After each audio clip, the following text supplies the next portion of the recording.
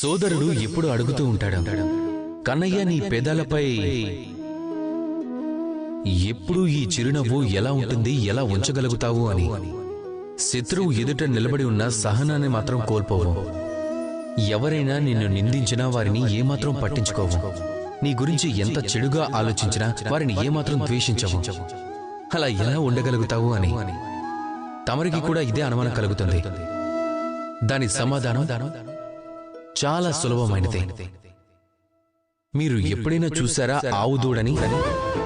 అది తన తల్లి పాలని ఎంత సంబరంగా తాగుతుందో, ఎంతో ఆనందిస్తూ ఉంటుంది. ఎందుకంటే తనకి తెలుసు తన తల్లి పాలనే అమృతాన్ని తనకి ఇస్తూనే ఉంటుందని. దానికి తెలుసు ఆ సమయం తనకే కేటాయించబడింది అని. తన తల్లి వద్ద పాల ప్రసాదాన్ని స్వీకరించొచ్చు అని. అందుకే అది సంతోషంగా ఉంటుంది. సంతోషమే కదా సగం బలం. సంతోషం అంటేనే ప్రేమ. మన ఈ చిన్న జీవితం ప్రేమించడానికి తక్కువైనప్పుడు ద్వేషించడానికి సమయం ఎక్కడుంటుంది?